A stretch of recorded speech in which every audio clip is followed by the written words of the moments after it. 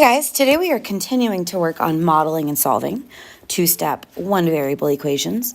And notice this time we're given the equation and they want us to model it and then represent the mathematical procedure or the algebraic steps. So the first thing I need to do is model. So I see I have three x's, which I can represent with x, x, and x. And 6 negatives, which I can show as 6 minuses. If you want to represent this using integer chip looking circles that are colored in or not, that works too. This is completely up to you. And all of that is going to equal a positive 3. So I'm going to put 3 pluses.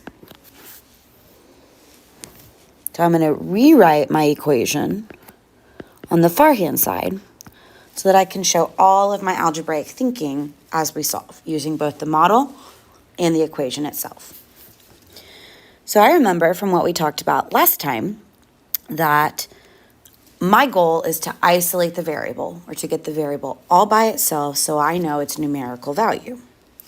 And part of that means getting variables one side, all of the numbers to the other, and I can manipulate equations using inverse operations or opposite operations.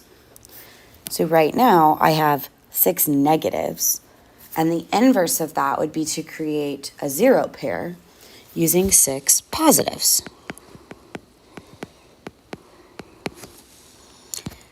So I've put 6 positives on the left-hand side, which means I must also put 6 positives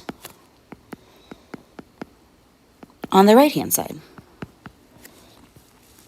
And when I go to simplify that,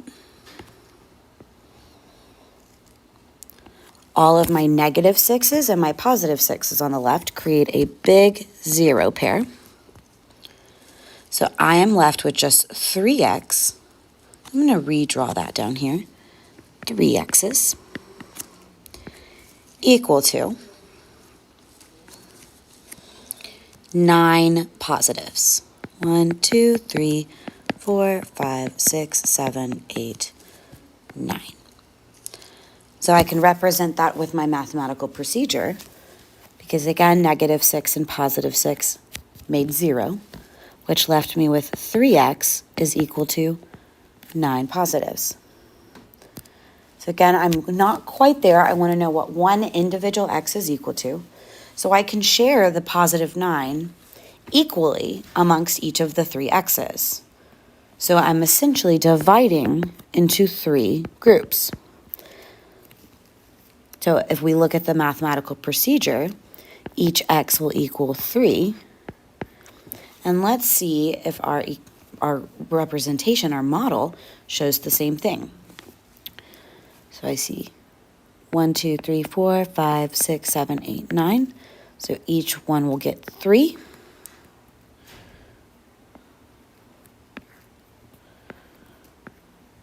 So then final thing, we know that 1x is equal to 3 positives, which matches what I got with my algebraic process. And now we can go and we can check our work. So I'm going to take the value that I got for x, which was 3, and I'm going to plug it into the original equation. I'm going to substitute it in. So I'm going to say 3 times 3 minus 6, does that equal 3? Well, 3 groups of 3 makes 9, minus 6 is equal to 3. That is true. We have checked our work, we have solved, and we have checked, so we are right. All right, guys, thank you.